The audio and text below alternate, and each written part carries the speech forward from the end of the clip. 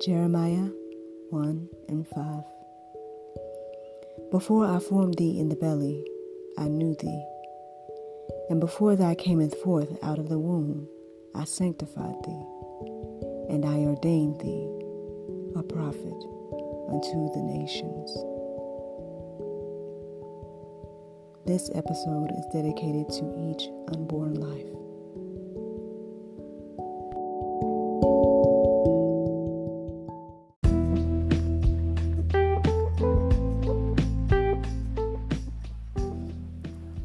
Everybody, it's your girl Miracle Sims. You're listening to God, Sex, and Love, your daily dose of inspiration, the juice. It is June the 24th, 2020, and today it's time for another hot button topic. I call it Choose Life. Choose life, friends. I know there's a lot of ways that we can go with that topic. I mean, we could be talking about a lot of different things, but I guess the Lord just put on my heart this morning about the wee little ones. And so I guess I'm here to encourage you all to choose life this morning. And yep, here we are. Oh, long story short, y'all, yesterday was very interesting. I came across a Breakfast Club interview. Are you guys familiar with the Breakfast Club? Well, it was an interview with Angela Stanton King. And friends, I'll tell you what, like, as people say, it gave me life. Just listening to her chat with the host of that show. There's a lot. I'm not telling you guys who to vote for or nothing like that. All I'm saying is that, well, first of all, I'm in Georgia. Okay. Now, clearly, I do let y'all know I've said repeatedly online that I don't necessarily watch the news. So maybe this is why I never heard of this lady before. I don't know. But apparently she's running for Congress here in Georgia for the 5th congressional district, apparently. So that's one thing. But yeah, I just say it like this, y'all. Like, for me, I think it gave me life because I know that there is a lot of Christians that kind of either they hold their thoughts and things back because of cancel culture, because of this narrative that's being pushed around on a lot of different things. And so it's like you don't feel free in this land of the free. You don't feel free to like really express your opinions and everything like that as Christians. I don't know if anybody else know what I'm talking about, but yeah, so to listen to her boldly proclaim Christian values and a strong stance on pro-life and all of that it was just amazing to see and hear, especially on such a platform as the Breakfast Club, because hopefully there'll be others that will see and hear it as well. And well, I mean, I guess it's a great example of how to disciple or maybe not disciple, of how to, if you're ever in a debate or in a apologetics type of situation, when it comes to standing for Christ. I mean, what I'm saying is there's room for that type of delivery and everything like that, to be bold and have a strong stance and stand on it and everything like that. So that was definitely inspiring just to see and hear in her. So yeah, if you guys want to go deeper and check that out, by all means. I can't vouch for everybody's language and stuff like that, but I would say that it's still a good listen. And especially if you're here in Georgia, I mean, and you want someone to vote for or whatever the case is. I mean, like I said, I did not know this lady was running for Congress, and it's amazing to me that a woman is standing strong on, well, a black woman as well, but a woman that is standing strong on values and being vocal and everything like that is running. And I can't say that nobody knew, but I can say that I didn't know. And then I did speak with someone else and they said that they didn't even know. So that's I didn't necessarily plan on talking about politics right now. I know that is a conversation that we want to have eventually. Perhaps a panel discussion or something like that. Talking about Christianity and politics and everything like that, because I feel like it's very important, especially with everything that's going on. We need to have some type of representation in these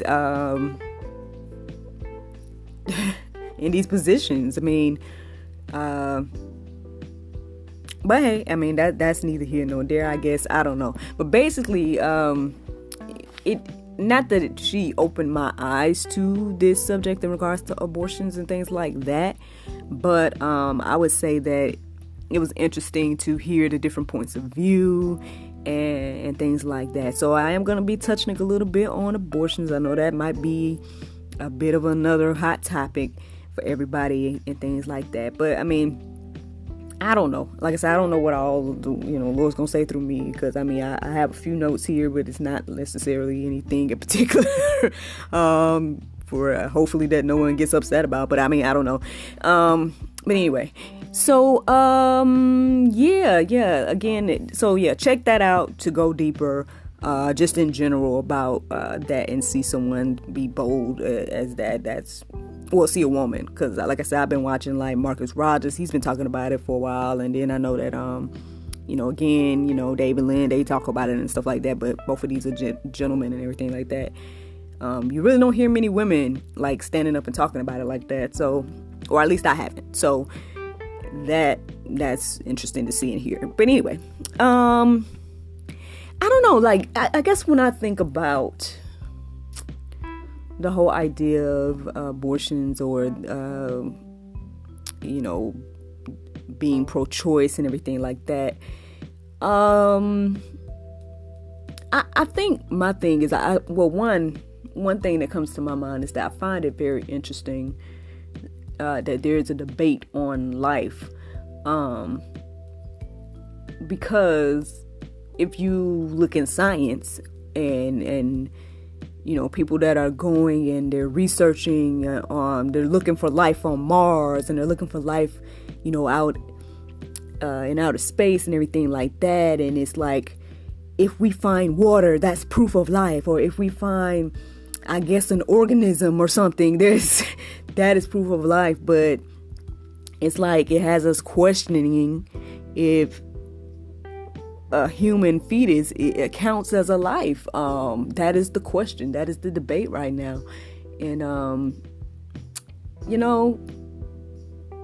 I mean, well, I feel like clearly it's a life. But I can't lie to y'all. Like, even when I became pregnant, I don't know what I expected. The first ultrasound that I saw, I don't know what I expected to see. You hear so much that, oh yeah, it's just a clump of cells or whatever. I think, how long was I? I think I was, when I first went, I might have been 4 weeks, I think. And so I didn't know what to expect. But my first image of my little man that we have now, who NJ, my first time seeing him in the ultrasound, it literally looked like a little tiny baby just spinning around. Not no clump of cells, not no two balls stuck together, like not no little what I saw in the ultrasound was a little tiny baby spinning around. And so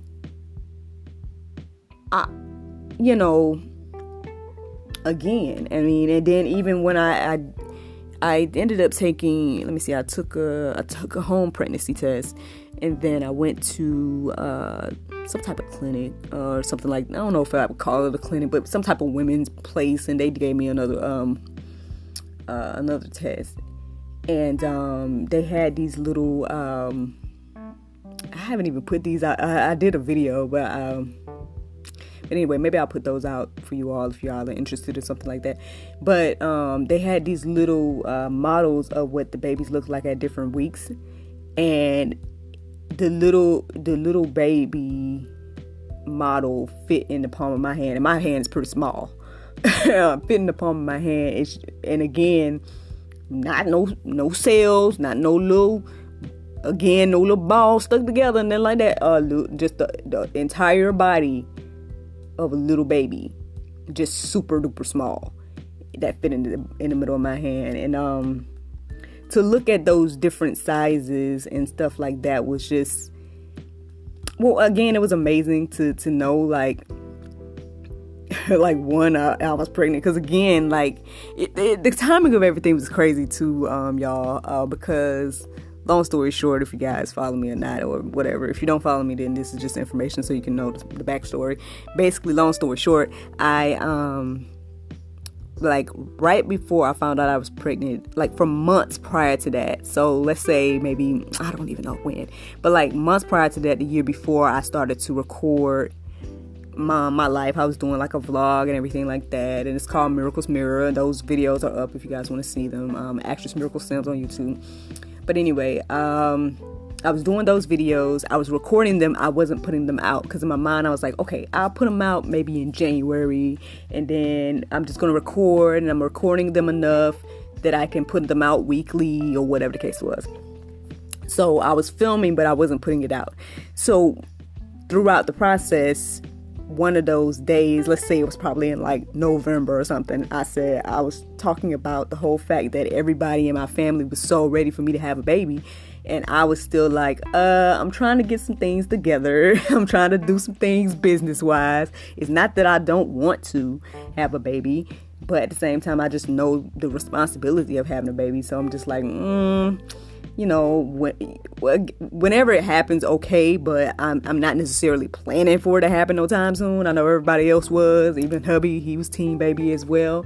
I guess I was the only one that was kind of like, well, can we get some stuff established first, like, and everything like that. So I had a whole conversation about that in one of my videos, and it was crazy, again, the timing, because by the time I put that video out, like a month later, I had to do another video to announce that I was pregnant. So that was interesting and I guess funny and ironic. But yeah, and again, I mean, I tell my whole story about the whole giving birth process. That is in one of the videos, or I have a story time video as well that talks about the whole giving birth process. So I won't talk about that. But I would just say, like, the miracle of carrying a child and even giving birth and all that stuff. Like, my process was relatively smooth. I won't again go into my whole story, because if you want to hear that, it's online. But I just want to let you guys, like, it was relatively smooth. I like towards the end, it got kind of, because I was traveling around that time too, so that's a whole nother thing. But my feet started to swell and stuff, like towards the end of the pregnancy. But I didn't really deal with any morning sicknesses or anything like that. Like, I think I don't know if I would say I was nervous the whole time. I think I just was like trying to just go through the process, because eventually I stopped filming as well. And I think that partially was because, I just wanted to just be in that moment and not be worrying about filming and editing, and I just wanted to be in the moment.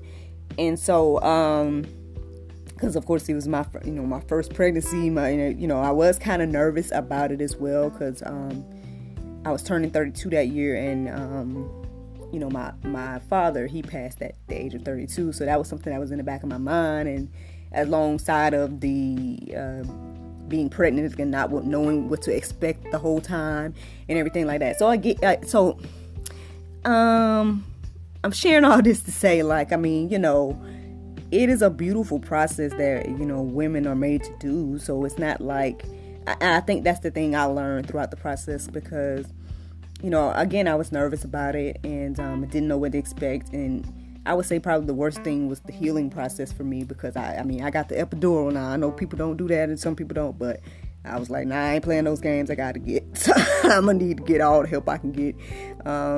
So I was able to get that, and I feel like that was a blessing, especially when I realized, as I was healing and stuff like that. But, everything's back to normal in regards to me healing and stuff. And so, thank and praise God for that. I did have him naturally. So in my mind, I was like, oh, I have a C-section.